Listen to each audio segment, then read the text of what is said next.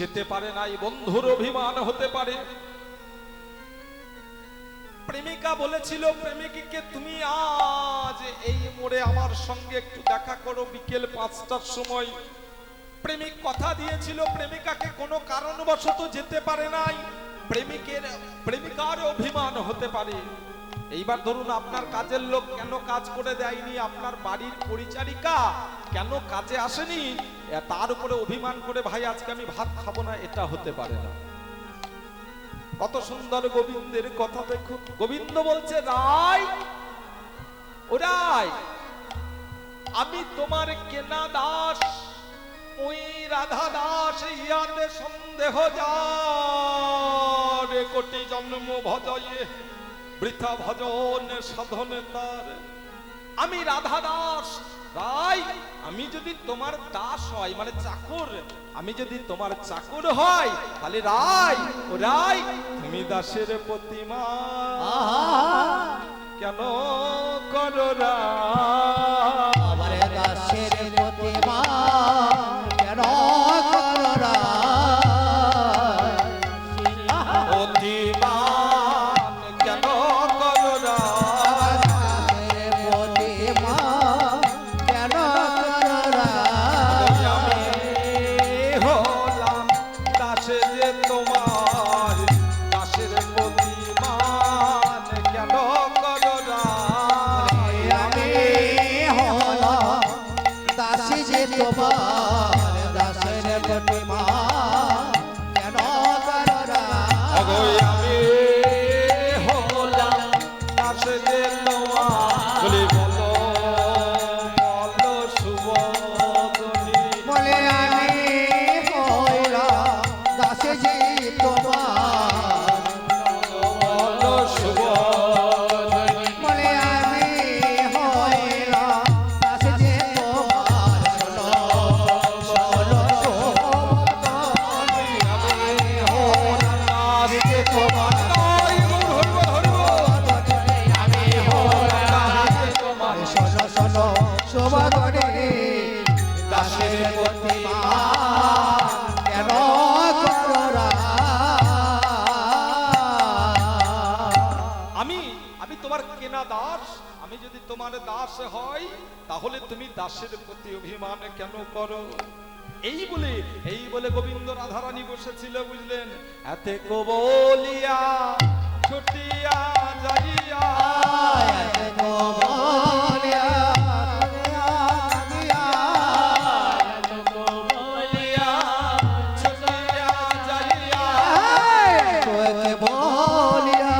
ছুটিয়া যাইয়া ধরিল রায়ার পায়,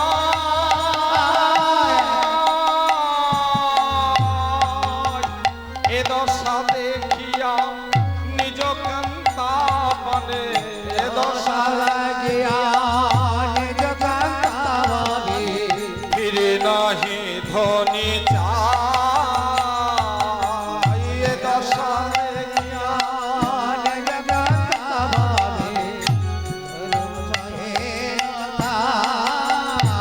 আর এ দশা দেখিয়া নিজ কান্তা বনে, ফিরে নাহি ধনী চাই, রাম দেখিয়া নিজ কান্তাবনে,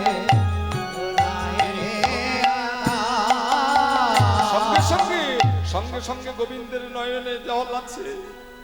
সঙ্গে সঙ্গে গোবিন্দ বলছে, রাই বলি একবারে ফিরে যাও না গো রাই, একেবারে ফিরে যাও না গো বলি রাই, একবারে ফিরে যাও না গো রাই, বলে একেবারে ফিরে যাও না গো আমি রাই, দাস দোষ কি ভাই আমার,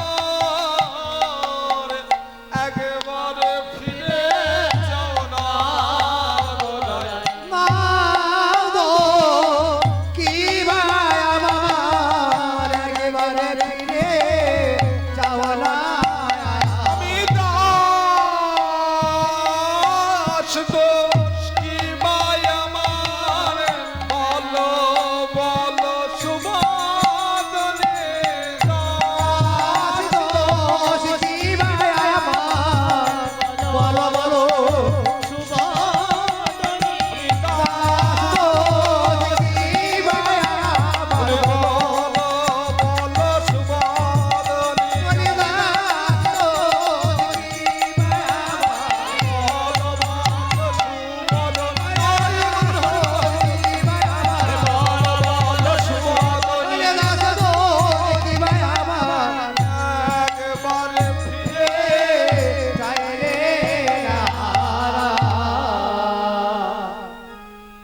একবারে ফিরে চাও। এই দেখুন এতক্ষণ যা বলছিল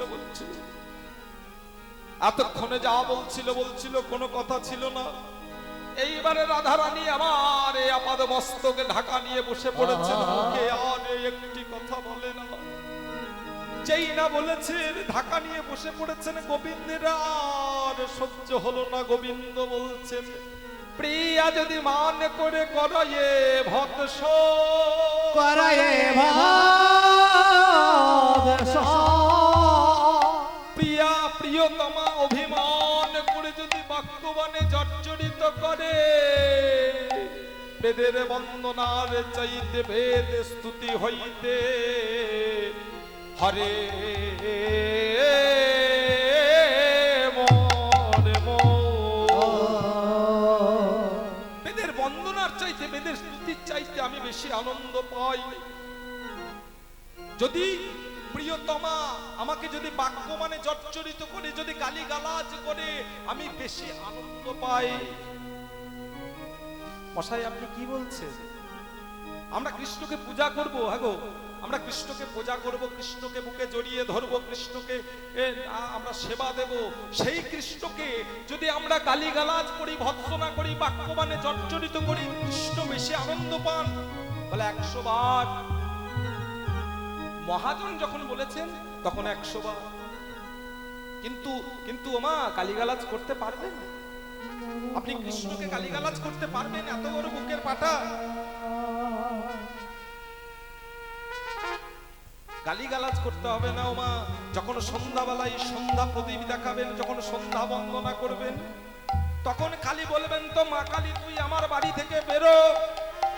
খালি বলবেন। কি গো, সন্তানকে বলে না, মা বাবা বলে না যে এই তুই আমার বাড়ি থেকে বেরিয়ে যা? কি গো, নিজের স্ত্রীকে বলে না স্বামী এই তুমি আমার বাড়ি থেকে বেরো? কেন বলতে পারবেন না তাহলে? ওখানে প্রেম আছে আর এখানে প্রেম নেই, ওখানে ভালোবাসা আছে এখানে ভালোবাসা নেই। বলে দাদা এখানে ভালোবাসা নেই, এখানে ভয়। বলে ভাই আমি তোমার কথা শুনে বলি, তারপরে যদি আমার অ্যাক্সিডেন্টলি কিছু হয়ে যায়, আমার ব্যবসাটা যদি জলে চলে যায়, আমার ছেলের চাকরিটা যদি ডুবে যায়, ওই জন্য বেদ বিদ্যা কলাভ্যাস যা কিছু করি না কেন আমরা সব কিন্তু নিজেদের স্বার্থের জন্য। শ্রী রামকৃষ্ণকে তাকিয়ে দেখুন, বামা খেপাকে তাকিয়ে দেখুন তো একবার। মায়ের মৃন্ময়ী মূর্তির সামনে দাঁড়িয়ে বলে, মা মা তুই খা। মা খাই না। দ্বিতীয়বার বলে, মা ও মা মা তুই খা। মা মুখ খোলে না। তৃতীয়বার বললে, মা তুই খা, না হলে খুব খারাপ হয়ে যাবে। বুঝলেন? বাবা খাপা আবার মিষ্টান্ন তুলে বলে, মা তুই খা। আবার খাইনি, ছেলের মাথায় রক্ত চেপে গেছে, বলছে খাবি না। কোথা কি কষাকষি ছিল, একবার ছুঁড়ে মায়ের মাথা ফাটিয়ে দিয়েছি, রক্ত বের করে দিয়েছি। কি গো, মা শাস্তি দিয়েছে। মা জানে যে ছেলেটি আমাকে আঘাত দিয়েছে, কিছুক্ষণ পরে কোলে চাপার জন্য ওই ছেলেটি ঘরে কোণে দাঁড়াইয়ে ফুপাইয়ে কাঁদেবে।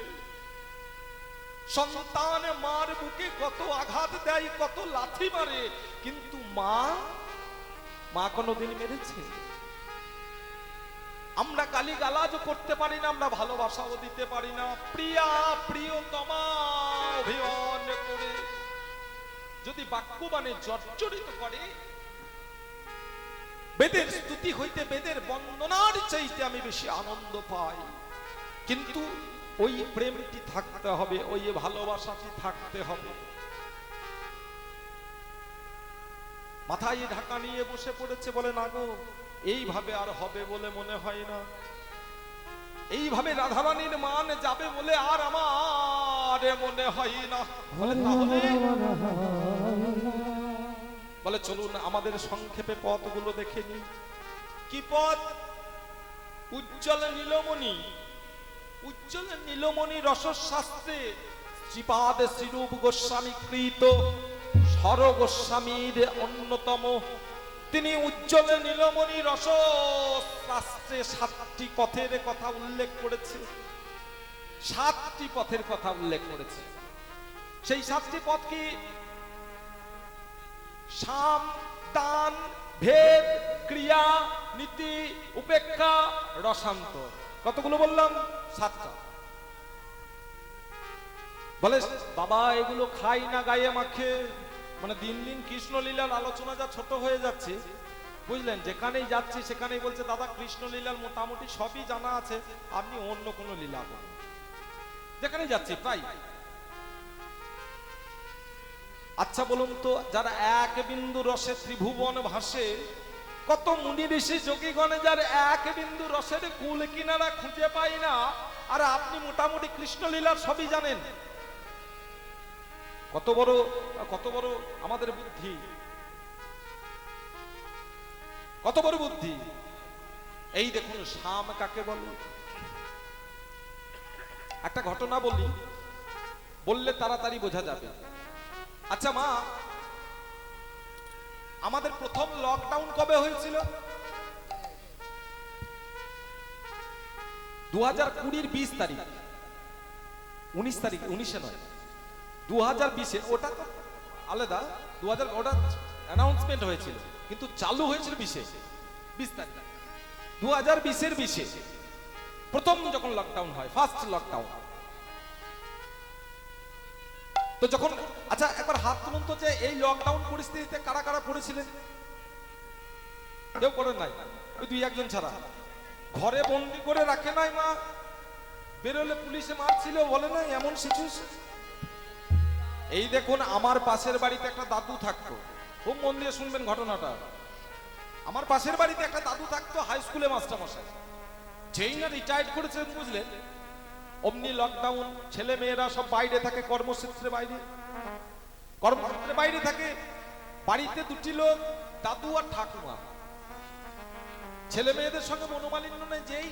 যেই লকডাউন, মানে যেই রিটায়ার্ড করেছে সেই লকডাউন, টাকা পয়সা সব পেয়ে গেছে। এবার এই পরিস্থিতিতে যারা পড়েছে তারা খুব ভালো করে বুঝতে পারছি, হ্যাঁ, যে কি পরিস্থিতি। এইবার ধরুন আমাকে বলা হলো দাদা, আমার ঘুরে বেড়ানো অভ্যাস, আমাকে বলা হলো দাদা এই ঘরের মধ্যে আপনাকে 1 মাস থাকতে হবে, আপনার কোনো কিছু অসুবিধা নেই। আমি বলবো মশাই আমার অসুবিধা নেই মানে, আমার চড়ে বেড়ানো অভ্যাস, আমার ঘুরে বেড়ানো অভ্যাস, আমি ওটা পাবো কোথায়? যেই না লকডাউন লেগেছে, এই দেখুন আমাদের গান বাজনা বন্ধ, ব্যবসা বাণিজ্য বন্ধ, আমাদের দোকানপাট বন্ধ, আমাদের স্কুল কলেজ ইউনিভার্সিটি বন্ধ, মাঠে চাষাবাদ বন্ধ। এই মা, আমরা একটু গান বাজনা করে যাই তো একটু দেরি ছাড়া ঘুম থেকে উঠতে পারি না, মোটামুটি 8টা হয়ে যায়। আজ বিগত 5-7 দিন থেকে লক্ষ্য করছি, বুঝলেন, আমি শুয়ে আছি, অকারণে দাদু ঠাকুমার চিৎকার। বাড়িতে মনোমালিন্য নেই, টাকা পয়সার জন্য কোনো সমস্যা নেই, সব টাকা পয়সা পেয়ে গেছে, সন্তানরা বাইরে আছে। দিন 5-7 দিন থেকে খালি অকারণে চিৎকার, বুঝলেন। আমি আমার স্ত্রীকে জিজ্ঞাসা করছি, হ্যাঁ গো, এই এত চিৎকার চেঁচামেচি হচ্ছে, কি ব্যাপার বলো তো? বলছে ও বাবু বলতে পারবো না, ও দাদু ঠাকুমার ব্যাপার। একদিন বুঝলেন বিছানায় আর শুয়ে থাকতে পারি না, মারাত্মক অবস্থা। সে মনে হচ্ছে কিছু একটা হবে, আমি তাড়াতাড়ি উঠে জানলার কাছে গিয়ে দেখি, ওমা দাদু তো সাংঘাতিক অবস্থা, বুঝলেন। দাদু বলছে থাকো তুমি তোমার সংসার নিয়ে, এমন মেয়ের সঙ্গে কি কেউ সংসার করে গো? আমি চললাম, আমি আর এই বদন তোমাকে দেখাবো না। এই বলে দাদু মোটরসাইকেল থেকে স্টার্ট দিয়ে দাদু কিন্তু চলে গেলেন, আর ঠাকুমা দরজায় দাঁড়িয়ে গজ গজ গজ গজ গজ গজ করেই যাচ্ছেন। বলে যাও, সেই 13 বছর থেকে তোমার সঙ্গে সংসার করছি, আমি তোমায় চিনি না। ঠিক 10টায়, মানে সকাল সকাল ভাত খাওয়া অভ্যাস, যেই 11টা বেজে যাবে সুসুর করে ঘরকে আসবে। দাদু এদিকে চলে গেল, ঠাকুমা উনুনটাকে, মানে ওই গ্যাসের নবটাকে চালু করে দিয়ে রান্না বসিয়ে দিয়েছে। রান্না বসিয়ে দরজা জানলা খুলে রান্না বসিয়েছে, আর আমি কিন্তু উপরে 2তলার উপর থেকে দেখছি কি হয়, দেখি এদের আজ কিছু হবে, বুঝলেন। আমি বসে রয়েছি, ওমা ঘড়িতে 11:30 বেজেছে, ওই দেখুন চেনা আওয়াজ, আমারও মোটরসাইকেলের আওয়াজটা চেনা, আর ঠাকুমার 13 বছর থেকে সংসার করছে, মানে আওয়াজটা খুব ভালোভাবে চেনা। যেই না মোটরসাইকেলের আওয়াজ পেয়েছে, ঠাকুমা একবারে রান্না বান্না বন্ধ করে দরজা জানলা হাত করে খুলে একবারে ছুটতে গিয়ে ঘরের মাঝখানে পালঙ্কের উপরে বসে পড়েছে, ফ্যানটিকে চালিয়ে দিয়ে চুপ করে বসে আছে। দাদু ওই ঘর ঢুকতেই, বুঝলেন, টিউবওয়েল, মানে যেটা এখন কল, ট্যাপ কল খুলে দিয়ে দাদু দাদু ওখানে স্নান করছে আর গা মুছতে মুছতে বলছে, বলি কই গো, বলে বাড়িতে কেউ আছো নাকি, কোথাও গেলে নাকি গো, বড্ড খিদে পেয়েছে, চলো দুটো খেতে দেবে চলো। বলি শুনছো? আমি আমি চুপ চুপ করে জানলার কাছে গিয়ে বললাম, ও দাদু। বলে হ্যাঁ ভাই। আমি বললাম এত চিৎকার করছো কেন, বাড়িতে তো দুটো মাত্র প্রাণী, ঢুকে দেখো না, থাকবে ঘরে। বলে ভাই ঘরের পরিস্থিতি বুঝে ঢুকতে সাহস হচ্ছে না। আমি বললাম দেখো। বলে শুনছো, কোথাও গেলে নাকি গো, বলি বাড়িতে কেউ আছো, চলো বড্ড খিদে পেয়েছে, দুটো খেতে দেবে চলো। যেই বলেছে মা খেতে দেবে চলো, একবারে ঘরের ভিতর থেকে আওয়াজ আসছে, বলি পারলে বেড়ে খাও। আমি তোমার ওই মুখের সামনে আর নৈবেদ্য সাজাইয়ে তুলতে পারবো না। দাদু বলছে আমি হাঁপ ছেড়ে বাঁচলাম। আমি না কেন? বলে ভাই এই বুড়ো বয়সে আবার কিছু করে বসেছে নাকি কে জানে, একে হাই স্কুলের মাস্টার মশাই, তারপরে যদি বুড়ো বয়সে, বুঝলেন আমি কি বলতে চাইছি, যদি মারা যায় পাড়ায় মুখ দেখাতে পারবো? থানা পুলিশটা বড় কথা নয়, সেটা তো হবেই ভাই, কেউ কাটতে পারবে না। আমি বললাম বেশ বেশ। এবার দাদু গলার আওয়াজটাকে একটু নিচু করে বলছে, এই মা ঘরের দরজা জানলা সব হাত করে খোলা। এই মা কোথায় গেলে নাকি গো? এই মা তুমি মুখে বলছো 13 বছর থেকে আমার সঙ্গে সংসার করেছো, এই তুমি অভিমান করেছো নাকি?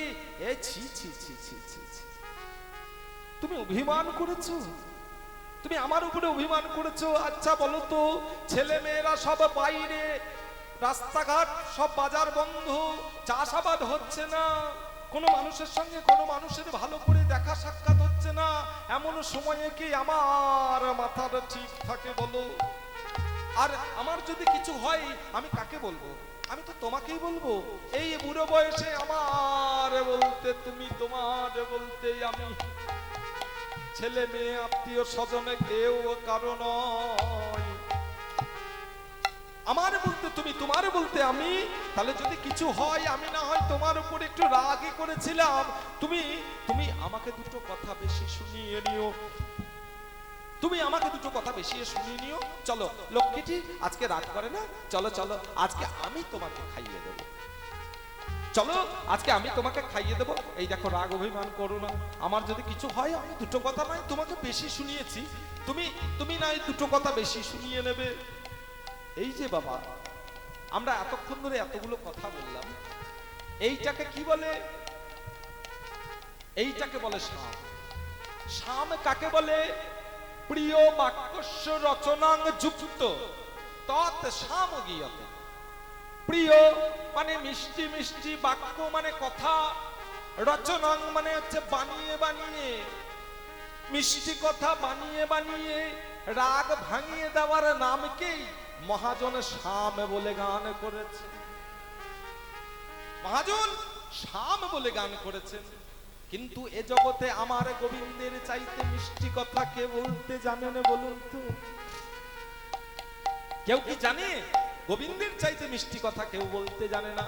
গোবিন্দ আস্তে আস্তে রাধারানীর কাছে গিয়ে বলছেন, শোনো শোনো ভানুবালা প্রেমময়ীরা, আরে শোনো শোনো ভানুবালা প্রেমময়ীরা, শোনো শোনো ভানুবালা প্রেমময়ীরা, শোনো শোনো ভানুবালা প্রেমময়ীরা, তোমা ভিন্ন আর কারো নাই, দাস যে তোমার, তোমা ভিন্ন আর কারো নাই, দাস যে তোমার, তোমা ভিন্ন আর কারো নয়, দাস যে তোমার, তোমা ভিন্ন আর কারো নাই, দাস যে তোমার। ওই যে প্রথমে বললাম আমি রাধা দাস, হ্যাঁ আমি রাধা দাস প্রথমে বলেছি, বলে তুমি যে রাধা দাস সেটা কি করে বিশ্বাস করব? বিশাখা বলছে সেটা কি করে বিশ্বাস করব? সঙ্গে সঙ্গে সঙ্গে সঙ্গে গোবিন্দ বলছে, আমি তোমায় শপথ করে বলতে পারি, আমি তোমায় শপথ করে বলতে পারি, আমি শপথ করে বলতে পারি, আমি তোমায় শপথ করে বলতে পারি, আমি তোমার তুমি আমার শপথ করে বলতে পারি, আমি তোমার তুমি আমার, এই না বৃন্দাবন মাঝে আমি তোমার তুমি আমার, আমি তোমার তুমি আমার, শপথ করে বলতে পারি, শপথ করে বলতে পারি। আমি তোমায় শপথ করে বলতে পারি যে তুমি আমার, আমি তোমার। হ্যাঁ, সঙ্গে সঙ্গে বিশাখা বলছে শুধু এই, বলে আরো আছে, বলে কি তোমার, বলে যে তোমার কথা বলি।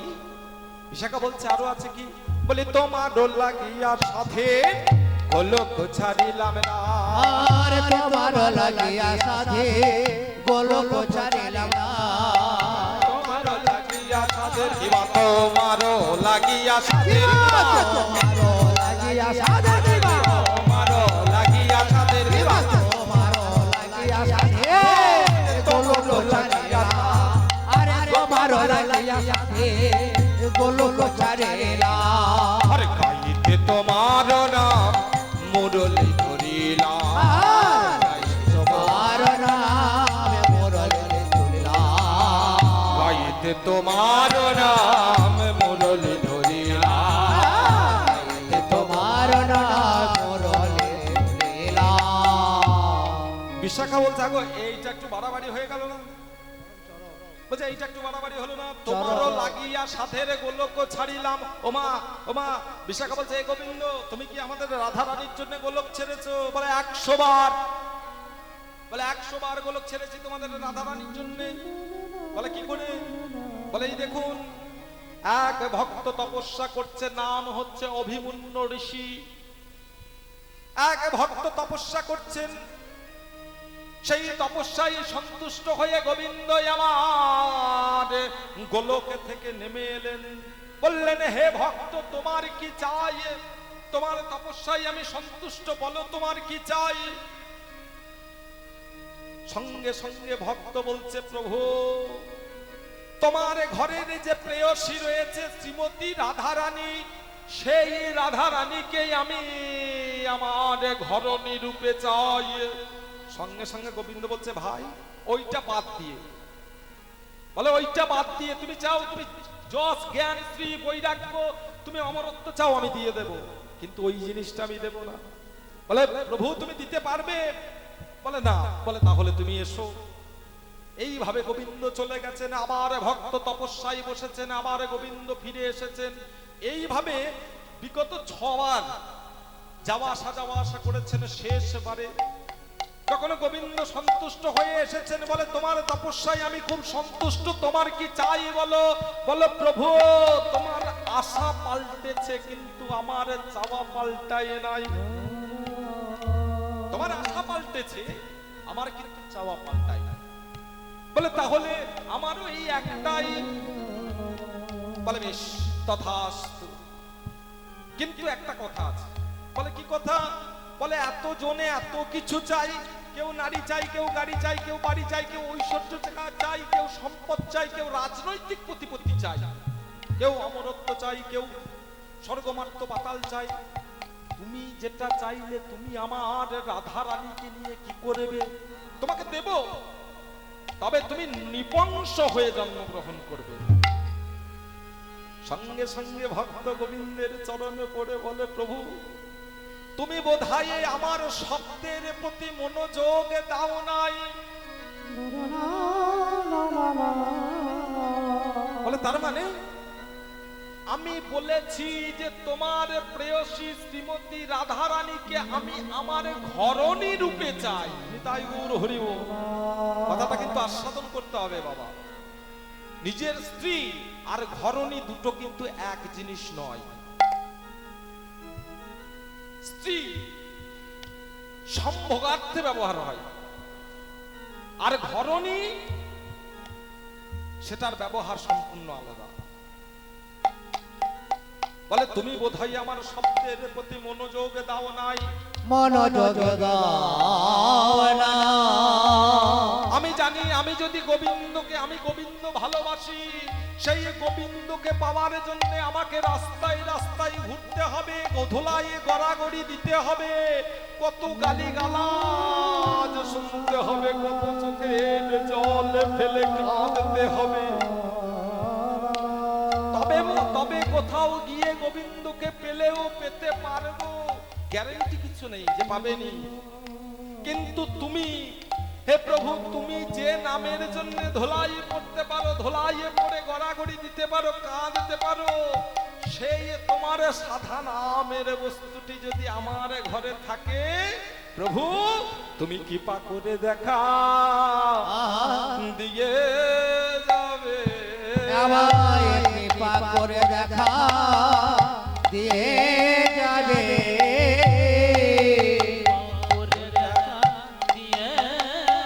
আমায় কৃপা করে দেখা দিয়ে যাবে, অভাগিনীর ঘরে আসে ওরে দেখা দিয়ে যাবে, এই ঘরে কাছে কৃপা করে দেখা দিয়ে যাবে, তুমি কৃপা করে এসে দেখা দিয়ে যাবে, আমার ঘরের দুয়ারে এসে ধুলাই গড়াগড়ি খাবে। কৃষ্ণ হচ্ছে কাঁচা আম, কাঁচা আম যদি গাছ থেকে পাড়তে হয় তাহলে কি করতে হবে বাবা? গাছের নিচে হাত পেতে দাঁড়িয়ে থাকলে হবে? হয় ঢিল মারতে হবে, তাহলে বড় একটা লাঠি নিয়ে পারতে হবে, তবে কিন্তু পাবে, তাই না? আর রাধারানী হচ্ছে আমার পাকাম, হাত পেতে দাঁড়ালে ফসে হাতে পড়বে। বলে তুমি কৃপা করে দেখা দিয়ে যাবে, এই বলে গোলকে ফিরে গেছেন। গোলকে ফিরে গিয়ে যখন রাধারানী জিজ্ঞাসা করছেন, আচ্ছা ভক্ত কি চাইলো, তুমি কি দিলে? বলে তুমি তো জানো আমি ভক্তাধীন, ভক্ত যদি কোনো জিনিস চায় আমি তো না দিয়ে থাকতে পারি না। বলে ভক্ত তোমাকে চাইলো, আমি দিয়ে দিয়ে চলে এলাম। বলে ভালো করেছো, তুমিও তো জানো যে আমি তোমাকে ছাড়া রইতে পারি না, তোমাকে ছাড়া রইতে পারি না, তুমি তো জানো আমি তোমাকে ছাড়া থাকতে পারি না, আমি কেমন করে তার ঘরে গিয়ে থাকবো। তবে তোমাকেও কথা দিতে হবে গোবিন্দ, আমি যদি সেখানে যাই তাহলে তোমাকেও সেখানে যেতে হবে। যতদিন তুমি সেখানে না যাবে আমি আমার নয়ন দিয়ে কোনো পর পুরুষ দেহধারীকে দর্শন করব না। বলে বেশ, তথাস্তু, তাই এই দেখুন বৃষভানুপুরে বৃষভানু এবং পৃথ্বীদার উদরে একটা সুন্দর ফুটে ফুটে কন্যা সন্তানের জন্ম হয়েছে, জন্ম হয়েছে, এক কন্যা সন্তানের জন্ম হয়েছে। ওমা সেই সন্তান নয়ন মেলে যায় না, সেই শয়তানের নয়ন মেলে যায় না, সেই সন্তান নয়ন মেলে যায় না। মা বাবার কত কষ্ট বলুন, এত সুন্দর একটা ফুটফুটে কন্যা সন্তান।